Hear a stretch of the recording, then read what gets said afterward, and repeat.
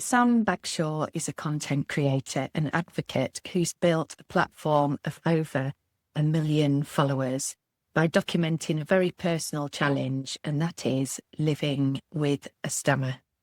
I'm always wanting to find ways where I can help people and inspire people. So I just think it's really good that it's not stopping me. I always just look at the next comment underneath.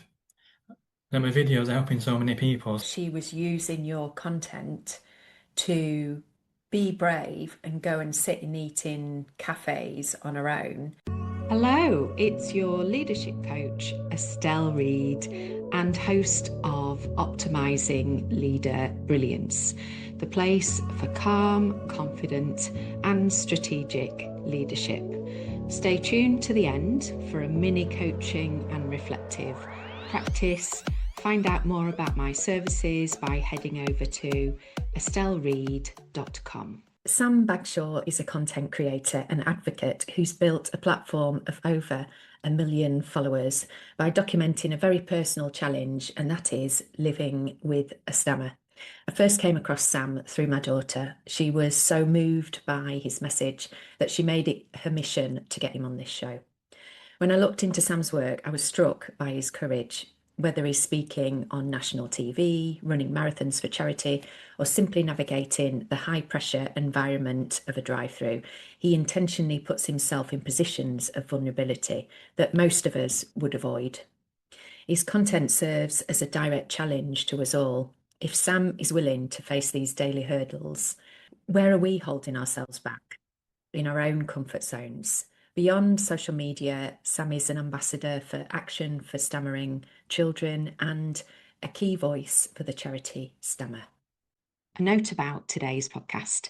Sam Bagshaw experiences a stammer, and so that means that throughout the podcast there will be gaps. And can I suggest that you do what he does, which is he takes time to take a breath. And that's exactly what I did whilst I was recording it. And it's actually really quite relaxing.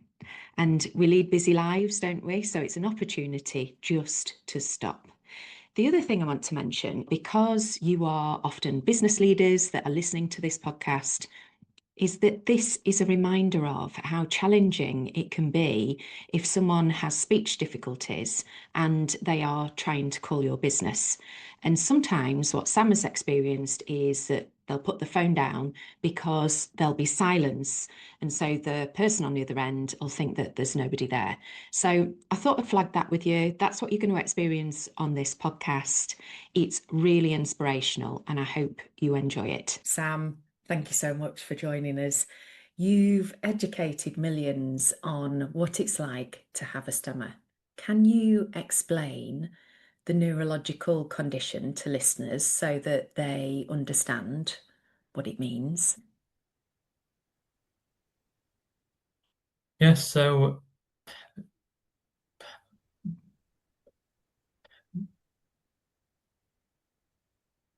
what it is to feel like, it feels like a block where it's stopping from getting my words out. And I know sometimes people can struggle in different ways that have a stammer.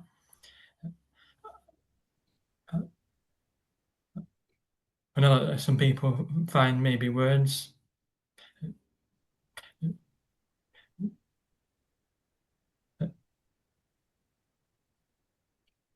they might like avoid certain words because they might find out they struggle with it. But with me, I think I just can struggle with any word really. Yeah. I don't really have like a certain one, but I know that there is people that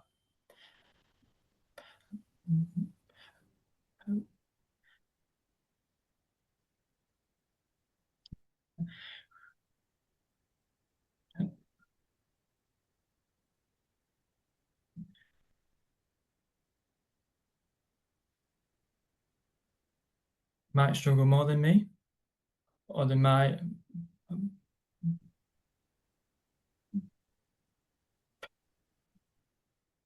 be not as bad. So I think there's like a mix with people that have a stammer, yes. No, that I saw you talking to I forget her name. I'm rubbish with names. She was on Traitors, the wonderful hairdresser. Um, What's she called? Because she was talking about um certain words, wasn't she, I think? And I watched that yes, reel. her name is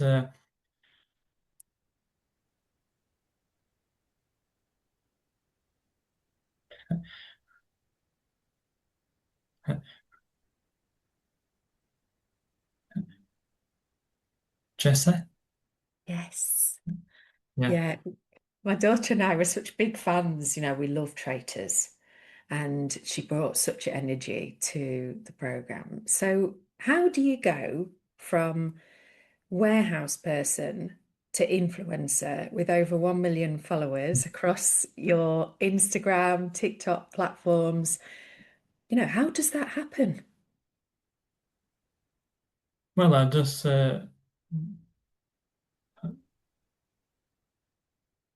wanted to start and sharing my story, sharing my experiences when I was younger, and then uh,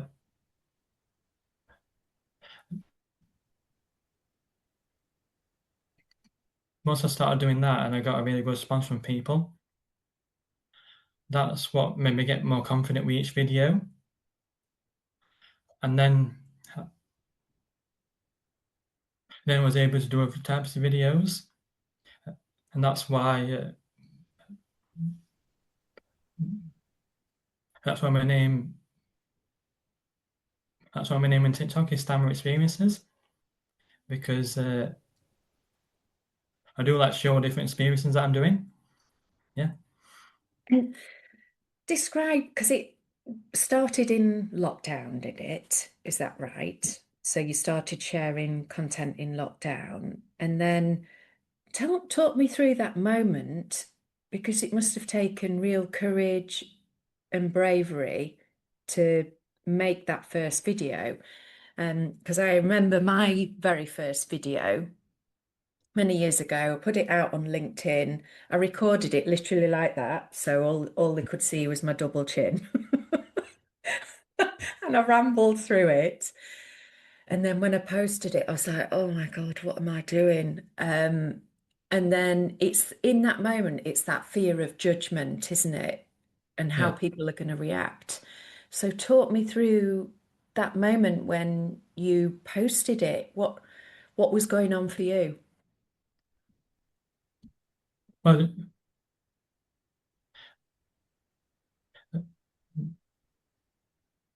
well, I definitely feel like that.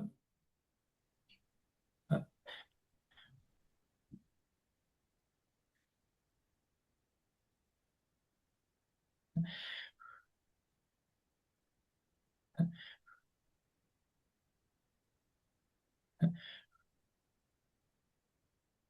I didn't really know what we're going to be like and what the reaction was going to be like, and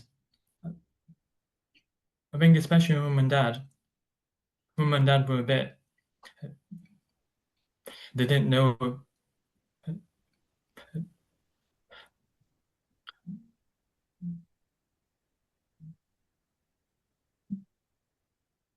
how didn't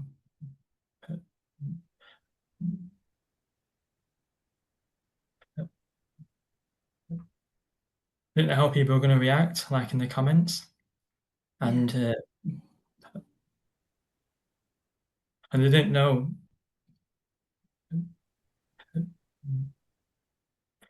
what I was going to be like with the comments as well, if it were going to affect me or not.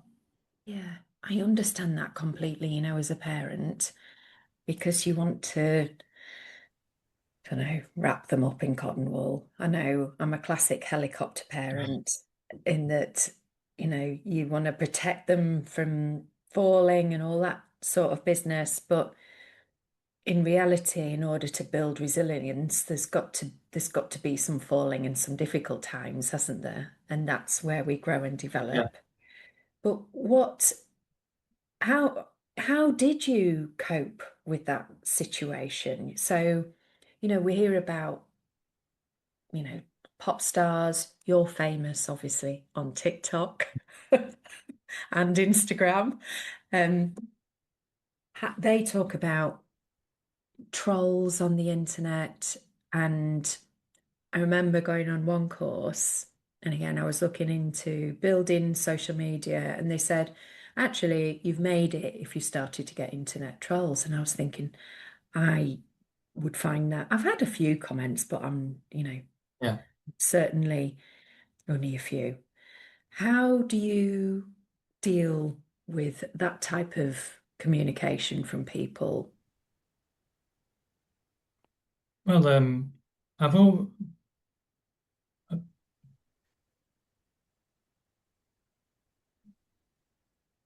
I've always uh, uh, uh,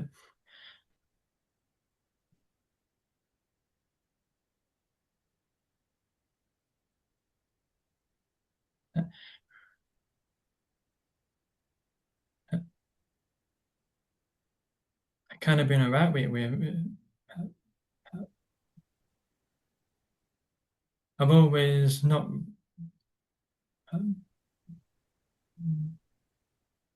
really paid attention to like the negative comments, and I always just look at the next comment underneath, Good. and I just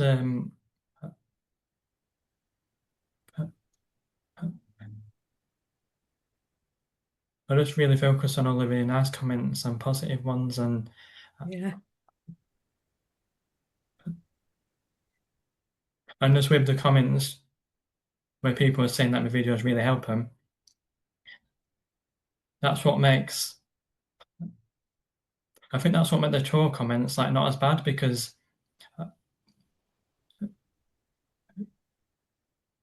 I'm thinking to myself that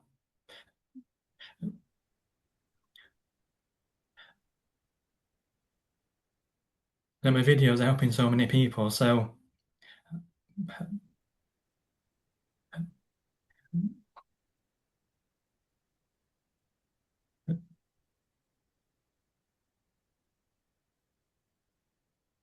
that's all I got. That's all that I got to think about, really. Yeah, That is such a strong mindset, though. And the reason I say that is so as humans, we're programmed for negativity bias. We spot the negative. So, in a lot of leaders listen to this podcast, and classically, whenever someone is negative, we'll focus on the negative and then discount everything that was positive. But I can hear that. So I imagine that when you're scrolling through your feed, you see something negative and you just flip to the next one, which is yeah, positive. And that is it's simple, but it's so effective. And when I'm working with clients in relation to trauma, when people are triggered by a phobia or a fear, one of the things I recommend is that they, so let's say, for example, you're in a restaurant and you don't like the sound of popping corks. And so when we're triggered into a fear, our focus of attention will be to look out for that negative thing on the horizon, which then, of course, so we use it as a control mechanism to minimize our fear. But in actual fact, all it does is it increases the fear. So the strategy being, well, if the champagne corks are going off over there, just turn your back to it and focus on what's right in front of you, if that makes sense. So yeah. the fact that you're using, that you're just going to the positive, I think that is such a great tip. And listeners, can I just say that Sam is on this podcast because my daughter's really inspired by him. And I have to say, oh my God, I nearly burst into tears just before. because of Sam's work. And can you do a little thing to help me out? And that's to hit subscribe or the follow button now, wherever it is that you're listening. So that's maybe on YouTube, Spotify, or Apple, because that will help the podcast get found by other people. And that then enables us to keep going because we continue to keep growing. What would be 5-star amazing though is if you could also leave a review. I really appreciate it. Thanks for your support. Is on her own Yeah. and order food.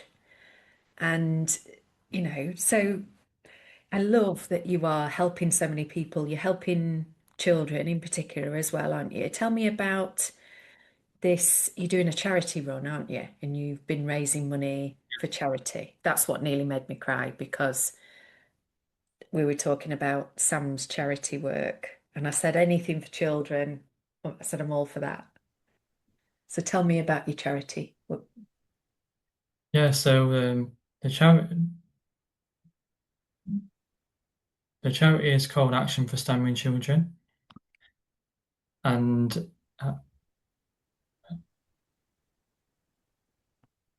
it just really means a lot to me because I I do think it's really important to start as soon as possible with helping children with a stammer because I've always said to myself when I was younger, if I was able to watch videos like what I'm doing, I think it would have really helped me a lot. But I understand back when I was younger, I know that there weren't really there weren't really a lot of like apps around back then and stuff like that. So I feel like I wasn't able to watch anything when I was younger. So uh, that's why I like to keep all my videos. I like to keep them so obvious anybody can watch them at all ages. Yeah. That's great. So that, I've seen one of the videos where you are, apologies if I'm not describing this right. The one I watched was where there was a social media logo and you had to say it in a certain way before it would move on. Is that part of your exercises that you're referring to? What is that Yeah. you would? Yeah. So with them, I feel like it's good practice for me. Yeah. That can practice. That can practice on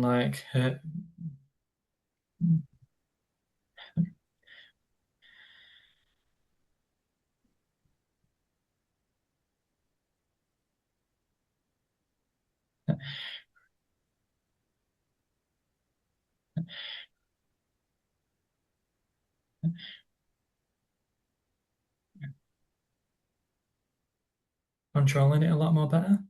Yeah. I was just saying earlier that when Sam practices his breath work, and I don't know whether I'm using the right term, I find it really relaxing.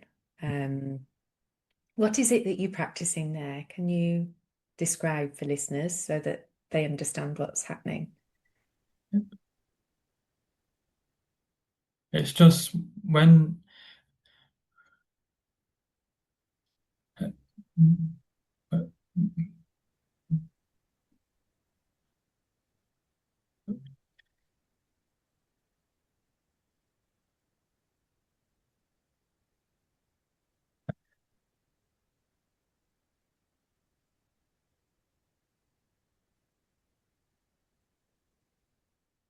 when you breathe out and then breathe back in on on the breath in,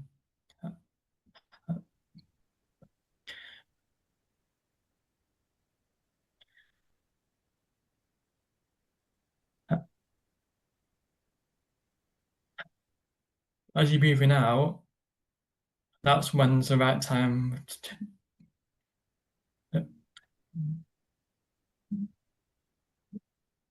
be able to try and get your words out. So it's kind of it's kind of like a way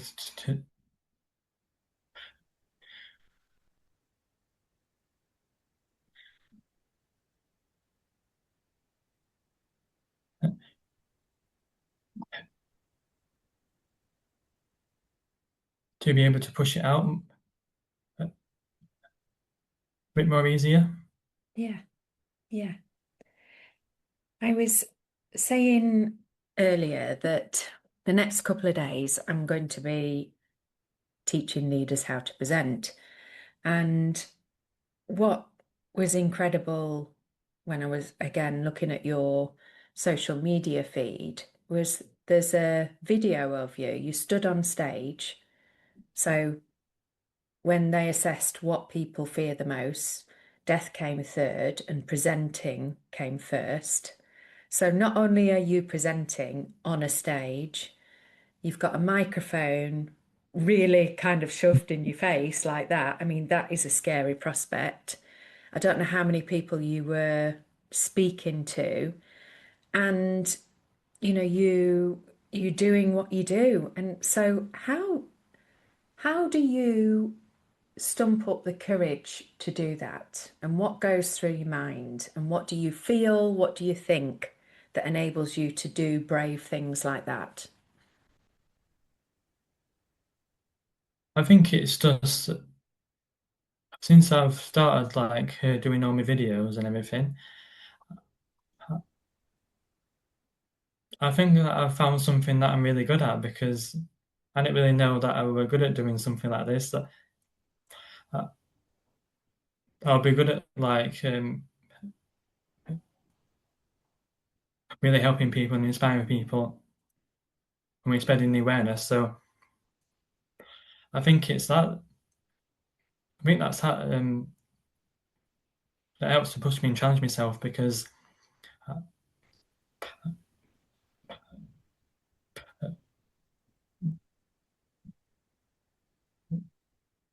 I'm always wanting to find ways where I can help people and inspire people. So Ah, I think that's what gets me through. Like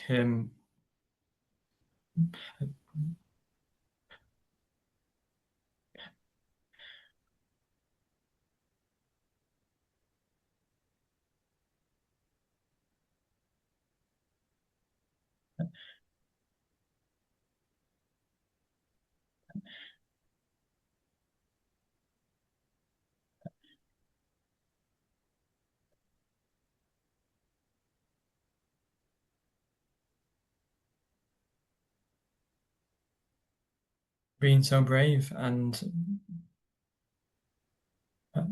just keep on challenging myself. Yeah.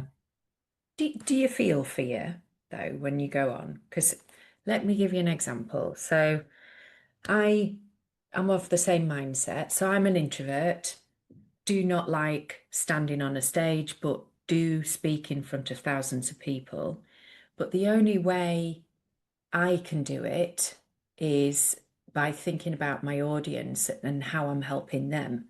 Does that Yeah. make sense? So that's what carries me through. I think, I've got a message to help them, and if it helps them, great, my job here is done, which moves the focus of attention away from me, and all eyes on me to out there.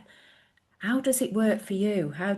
How do you cope in that moment as you are going on stage? Because you've been on TV as well, haven't you? Breakfast TV. Yeah, I have, yes. I think it's just I, I do feel nervous and I I, I do I do feel like my heart going a little bit.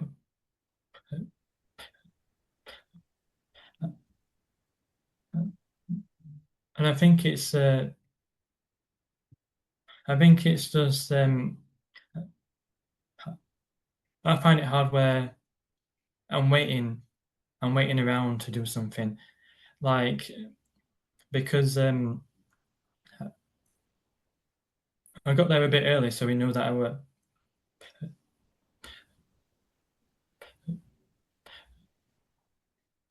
there, and he could have a chat with me and stuff like that. But I did have to wait quite a while until it was my turn to go on stage. So I think that's what I find a bit hard. Is I feel like once I'm ready and I'm going to do it, I think that's when I feel a lot more better because I feel like that I'm just going to go out there and do it now. Yeah. Yeah. So how do you manage what thoughts go through your mind, in that interim period between, right, I'm ready and oh, I've got to wait.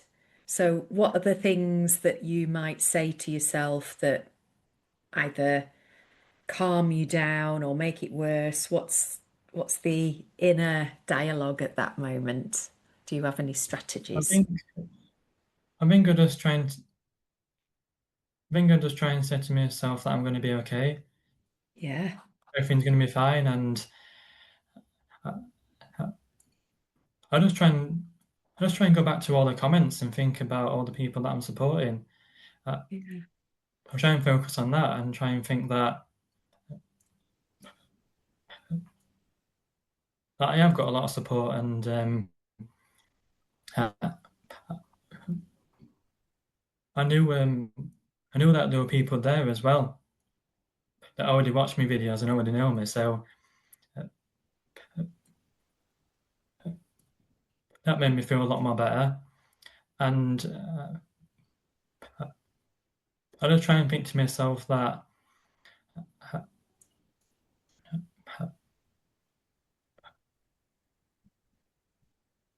that I'm doing something really good, and I think that even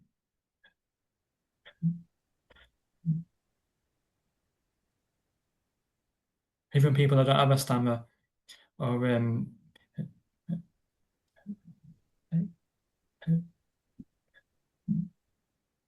if they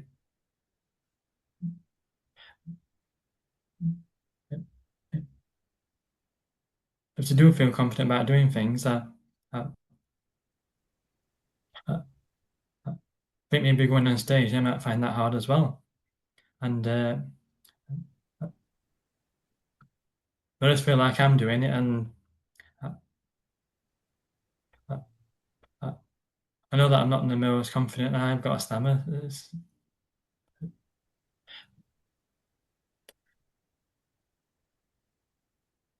So I just think it's really good that it's not stopping me. Yeah. Yeah, I think you are naturally brilliant. I really do.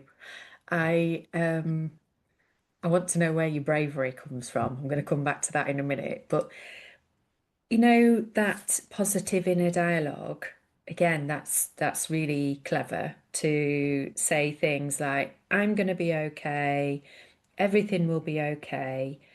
And then to focus on the positive comments and the fact that you're helping other people. That is so constructive. Where does that First of all, where does your bravery come from and where does that positive mindset come from? Have you been on a course or read a book or something, or are you just naturally like that in your family? Well,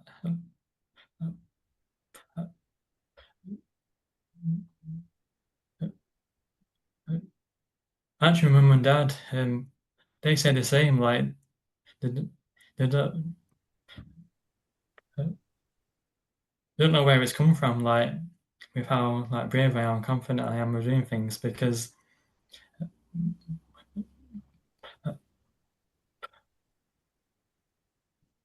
especially what I was like when I was younger. I think what it is a little bit is uh, I did live in.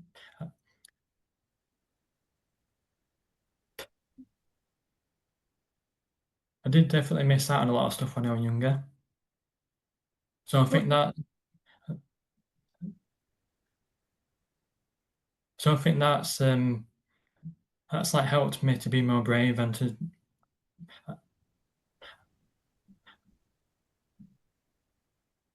and just go for things and try things out. Yeah. Yeah. And so what kinds of things might you have or missed out on growing up? Well, I did. Well, I did. I did like when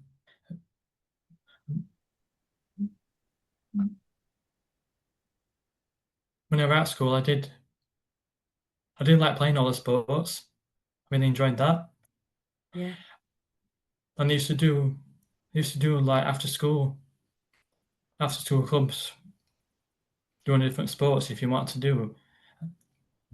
And I think I would have really liked it, but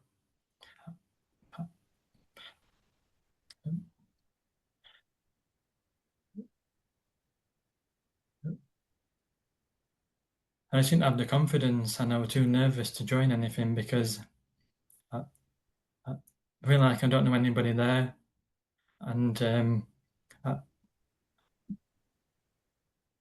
and definitely my stammer played a part because I used to be really quiet and not really talk to many people. Yeah. Yeah, No, I get that entirely. And as kids growing up, I mean, it's interesting, isn't it? We all have points of difference, don't we?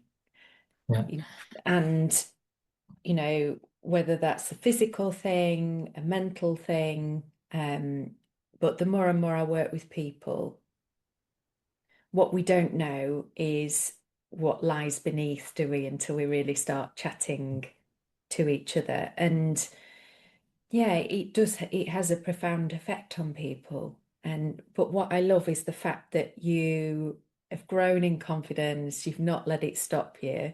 And it was interesting watching you run as well. You're a fast runner, aren't you? That was a good yeah, time, that latest yeah, um, run that you did. yeah. Uh, it definitely really helped me a lot because that's what's got me into joining the running clubs as well, Right. which really helps because that's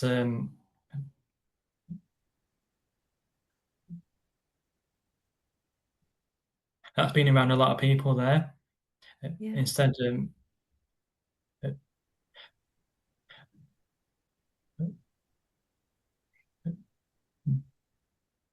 instead of just running your own. So that's really helped my confidence going to them, uh, meeting people and talking to people. Yeah, Yeah. Yeah. I loved your video where you were saying Happy New Year to folk. yeah, Because tell the audience about these challenges that you set yourself and then video and the like for example, the drive-through ones are really popular, aren't they, with fans? yeah, How do you yeah. come up So with them? yeah, so I just like to show different experiences that I know people with uh, that I know people with a stammer are not the most confident might find hard. I just like to show them that that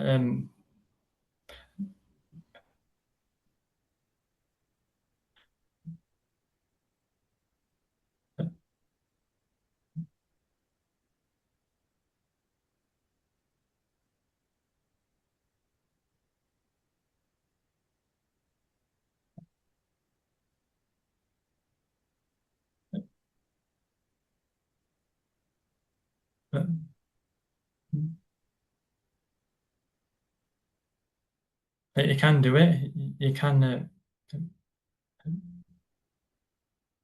can go to a drive-through and order, and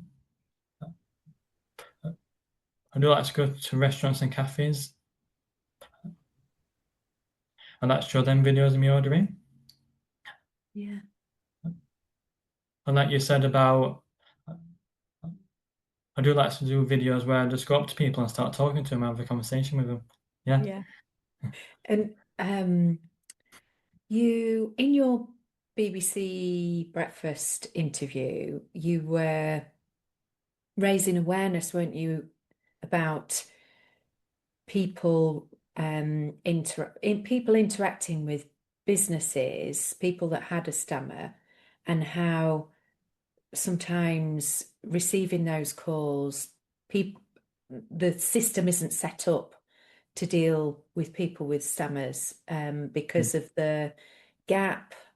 So if you got stuck in is it a digital, you know, press this button and speak after the tone and all that sort Yeah. of thing, and then and you don't think about these things. So it's great that you are raising awareness. And again, you're going to be talking to business owners.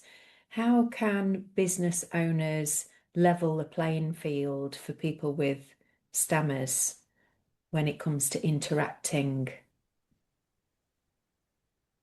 I think I think definitely just for people to maybe understand where people on the other side of the phone they, they might um, they might have a speech impediment. Uh, I'm just realizing that uh, because they understand when they answer the phone and the person might be struggling to get words out, they might think that there's no one there.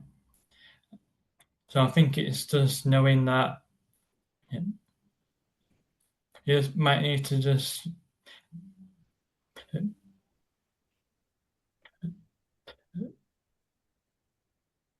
we actually just stay on that phone just a bit more longer and just wait and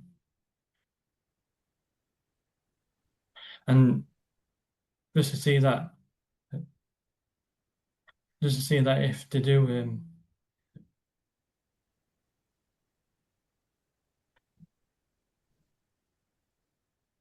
start talking, there is someone there. Yeah. What is the most helpful thing that, so again, part of my way of helping is I'm thinking, right, how can we educate people? And what is the most helpful thing that a person communicating with a person who's got a speech impediment, what's the most helpful thing that they can do in that scenario?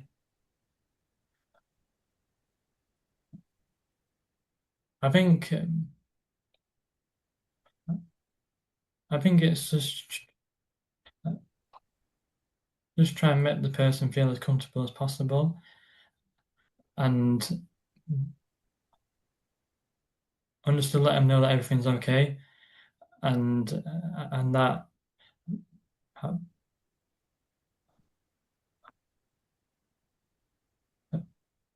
and just let them know that they can relax and because I do find it with some calls that I understand they might be busy, maybe doing something else, or they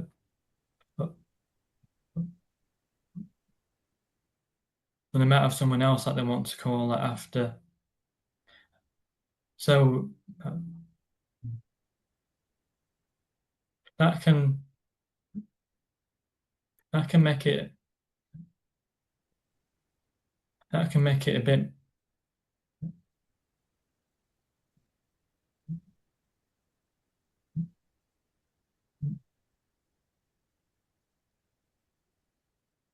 more nervous and stressful if you know that the person might not have too much time to talk to you. Yeah. And what other things should people avoid doing in that scenario? What's unhelpful? So obviously trying to rush someone along. I don't think anybody likes to be rushed, do they? But what No. else is a no-no from your perspective or is unhelpful? I think as well if you're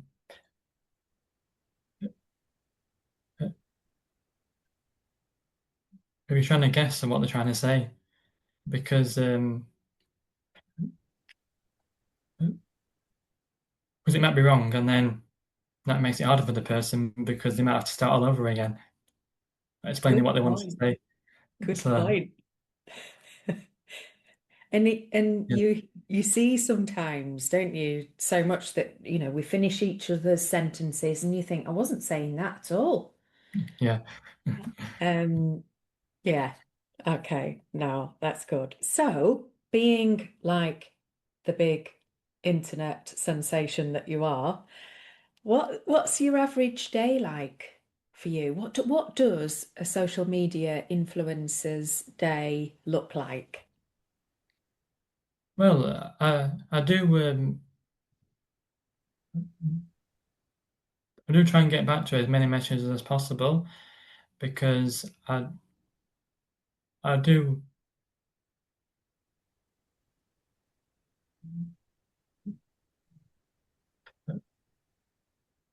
I do love to get back to people as much as I can do and help in any way, and especially when I get emails from uh,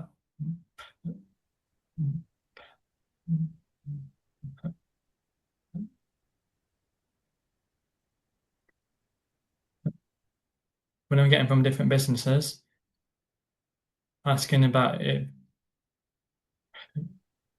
if I want to do something with them. So I do get a lot of that. I do get a lot of people reaching out, and I just like to plan my videos. I just like to plan that. uh, I just try and think that I've not done this video for a while, so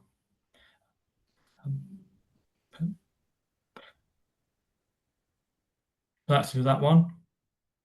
I do a lot of planning where I try and organize different experiences. Like I, I get in touch with I get in touch with all different kinds of places. I like to do dancing videos, so I get in touch with dancing places. Um, I, I get in touch with I get in touch with all different kinds of like sports places, and just have that experience giving stuff a go. I, I try and get in touch with I get in touch with animal rescue places as well. I've done a lot of them videos where I wanted to go there and help and support the animals find a good home. So, Right. so I do a lot of organising my videos and stuff. Yeah. Yeah, well, I can really hear there's just like this common theme of helping, supporting other people. Um, what do you do when you go into businesses? Are you, for example, because then again, I'm thinking out there, people listening, are you a paid speaker, for example? So will people hire you to speak, to educate people in relation to speech impediments? How does that work? Well, uh, what I do really is I just ask them if they'd like to do a video together, and I just let them know that I just like to go around meeting different people and talking to them. I I just say it's really helping my confidence as well by going different places, and it's always going to help me stammer because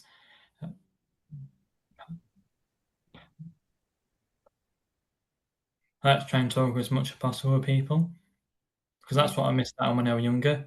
Uh,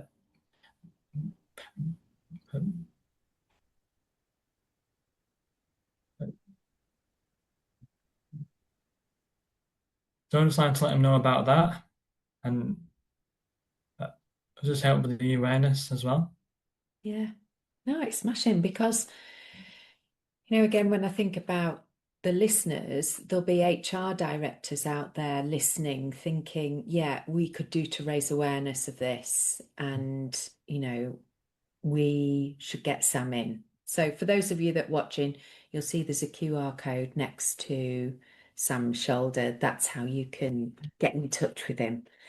So bringing things to a close. So we have a routine of a guest leaving a previous guest Yeah, leaving a question for a future guest. So our last guest was Irene. She is the MasterChef winner back in 2029. And her question for you is, what was one belief that shaped you from childhood?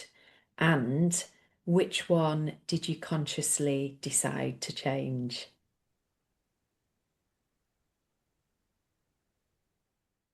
definitely. Definitely, I changed it where I, s- I started looking at hobbies that I can do, where I can join clubs and activities, and that really helped me a lot because when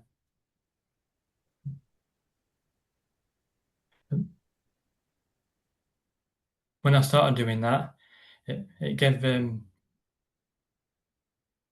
me that time out of my day to go out there, especially to make friends. And because what I used to do, I, I,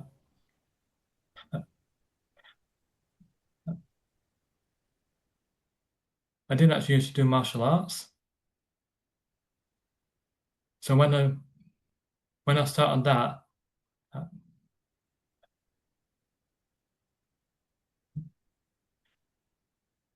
I was doing that for a really long time.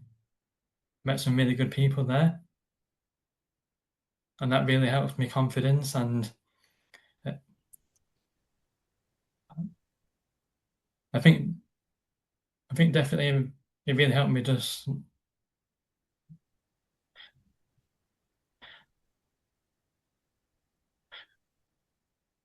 it really helped me just grow as a person as well. Yeah, Mm. Yeah. And that thing about hobbies and making friends. So many years ago, we relocated from Lancaster to the East Midlands, and I was about 6 months into living there as with my now husband. And I can remember sat on the bed crying, going, I've not got any friends. And it is a scary prospect, particularly, well, as a child, but as an adult, reaching out, being connected to other people, and it's making it a conscious choice. You don't have to be lonely. You don't have to not have friends, do you? And being brave enough to reach out and joining clubs is such a great way of doing it, isn't it? And I was going back to those things that people fear the most. So death came third, presenting came first, walking into a crowded room full of people we don't know comes second. And so you're achieving both those two things, both those fears, aren't you? Because when we join a club, we're walking into a room of people we don't know. yeah. So, you know, yeah, you're just so brave. So, what question would you like to leave for the future guest? I would like I would like to ask when they were younger, what did they want?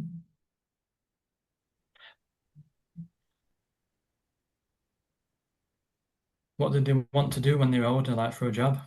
Yeah. Yeah. What you answer that question? What did you want? Um. Well, I think because because I never used to talk that much to people and stuff like that. So that's what I've been thinking, working with animals, like working in the zoo. Because then I must have thought that I'd be around animals instead. So yeah, Yeah.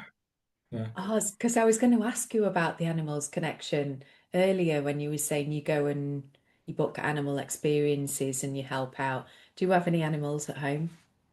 Uh, uh, uh, I'm not at the moment, but I have uh, I- I've had a few cats. Yeah, Yeah. And because they're so great, aren't they, for keeping us calm and yeah. But it's fascinating, isn't it? That so you are almost like the polar opposite of how you were when you were a child. yeah, And you definitely living the dream now, aren't you? You're making up for lost time, using up all your words that you didn't use when you were, because we apparently we have, and it's different for male and female, but we have so many words that we like to use up every day. yeah, And um and what's hilarious with my husband's now retired, and so he's not talking as much, because he's in the house or, he's just with us yeah, girls. And so whenever we go out into the public, all of a sudden he's talking loads. I'm like, blimey, you had all that to say. yeah, So yeah, you're just using up your words, mate. yeah.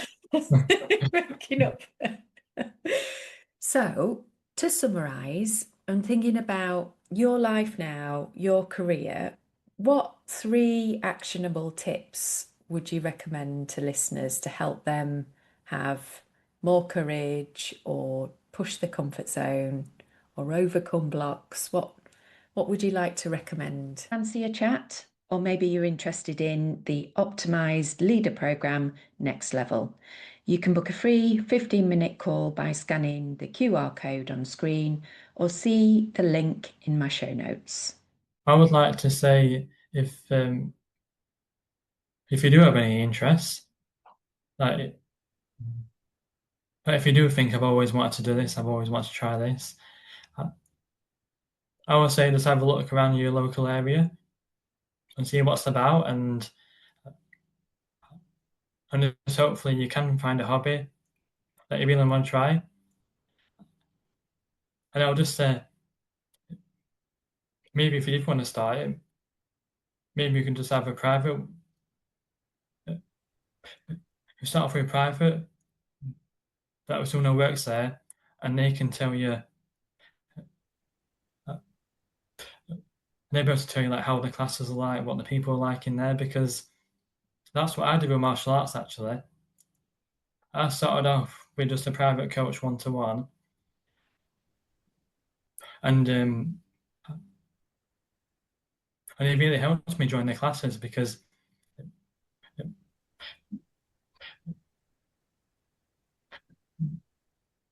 they were just letting me know that everyone's nice and that and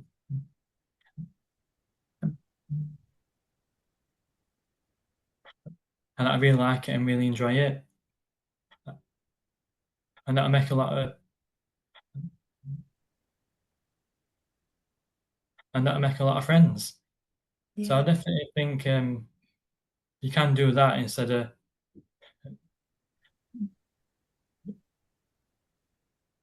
maybe jumping into a class straight away. Mm, You can try and like ease into it as well. that is such a great tip. And thinking about it, when we go skiing, I always go for the private lesson just for that reason. Yeah, And then I think, right, well, next time I'm going to join a group. And in fact, we're on about joining a ski club in Kendal. So yeah, that's a great tip. yeah. Anything else that, you know, from your perspective, anything that you feel listeners should do in order to have more courage or push their comfort zones? I would say as well to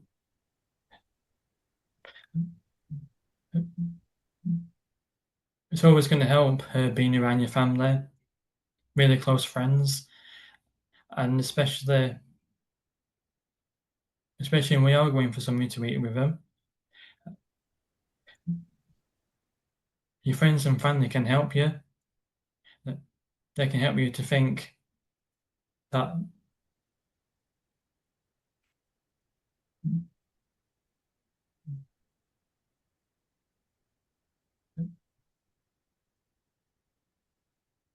you can give it a go ordering.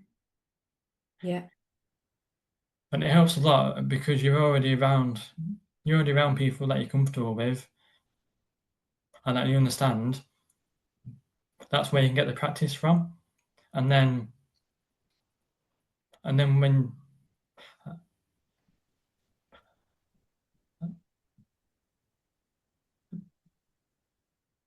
you do go out with friends that you've met, you've already got that experience. You can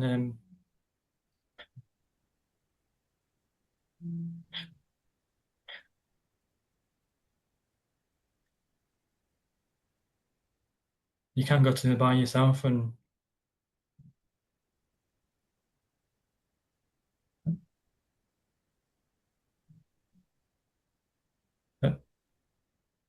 and get yourself a drink because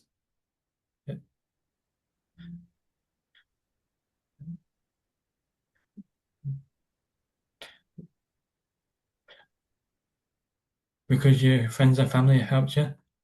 Yeah, Yeah. And again, that is wise words because I remember, so when I first started networking, and that is a similar thing, you're going into a crowded room full of people you don't know. The idea is you approach strangers, you strike up a conversation, and then longer term, with those people that you connect with, it's like making business friends, I guess.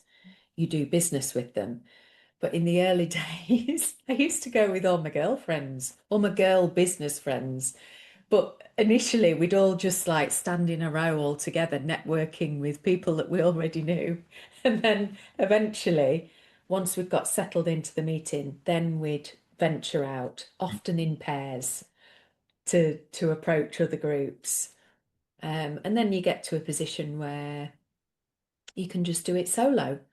yeah, Um, but I think, I don't know about you, Sam, you have to keep doing something, don't you, in order to remain comfortable with it. And I don't know whether you've noticed maybe when you've been on holiday or you've stepped away from, I don't know whether you ever step away from social media, but whether you have a break and then you've got to embark on it again, that yeah.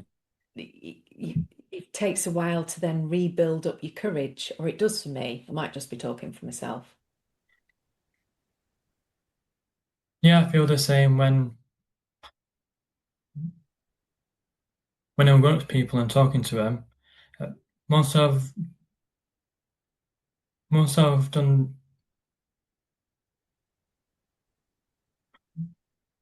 once I've done the first people that I've talked to, uh,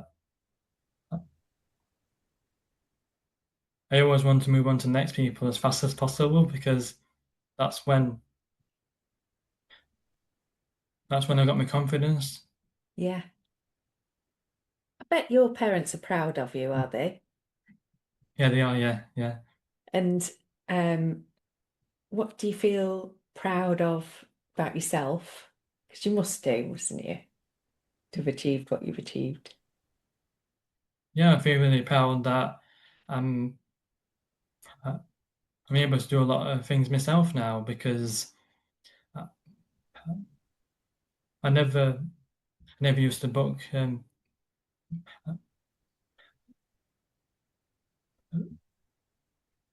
never used to book like appointments to doctors and all that type of thing. But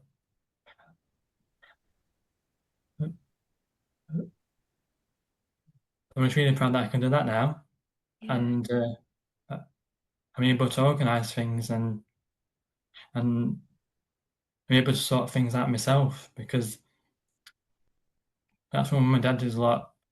The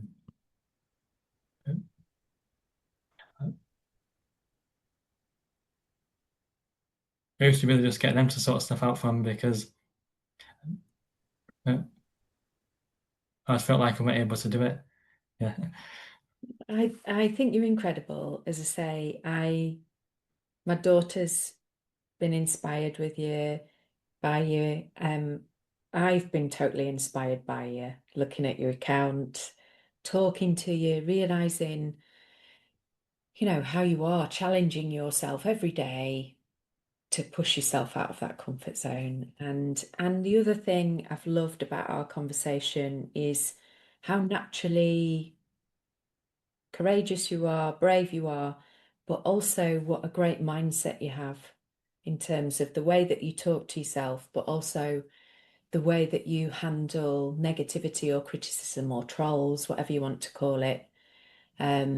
Yeah, I think that's really impressive and will be a helpful reminder to people to go push your comfort zones, folks. Yeah. Yeah. And go and give Sam a follow. What's your social media account? What's the name? What do they look up? Again, Well, just remind me. my TikTok is it, it, it, if you just put in Stammer experiences, Stammer experiences, that's and great. then my Instagram is just my name, Sam Bagshaw, and then I, I, I do post some videos on YouTube Shorts, and that's called uh,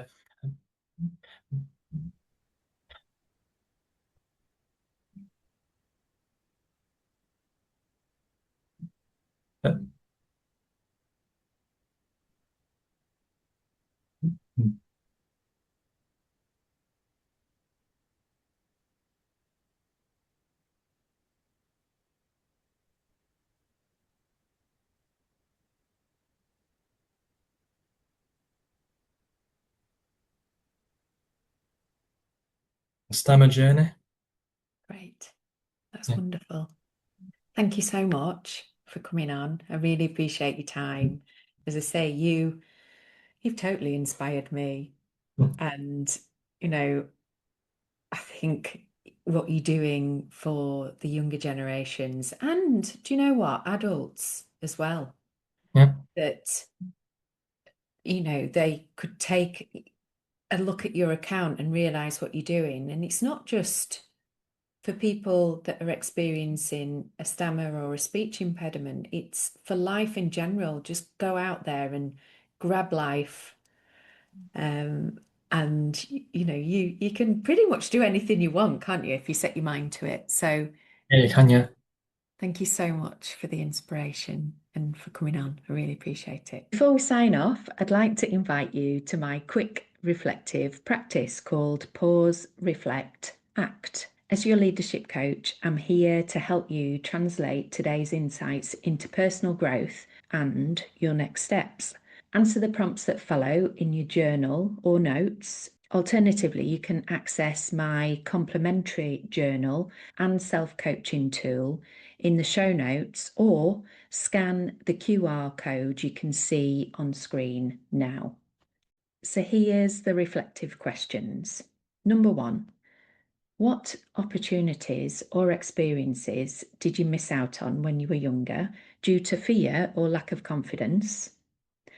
And how might reclaiming those experiences now help you to grow?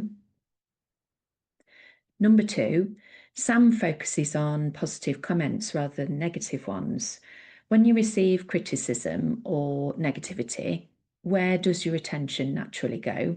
What would it look like to consciously redirect your focus onto what's working? Number 3, Sam intentionally puts himself in uncomfortable situations. What uncomfortable thing could you do that would challenge you, but also serve a purpose greater than yourself? If you'd like to be notified when the next episode drops, remember to subscribe. If you found this episode helpful, please share it with someone who might benefit. Finally, if any of these topics have sparked your interest and you'd like to work with me, you can apply for a free discovery call at estellereed.com. Let's see if we're a good fit. You'll also find plenty of free resources there. I'm Estelle Reid, executive coach, speaker, and best-selling author, and this has been the Optimising Leader Brilliance podcast. Thanks for listening. This podcast is for informational purposes only and should not be considered professional advice. Please consult with a qualified professional for any specific advice related to your situation.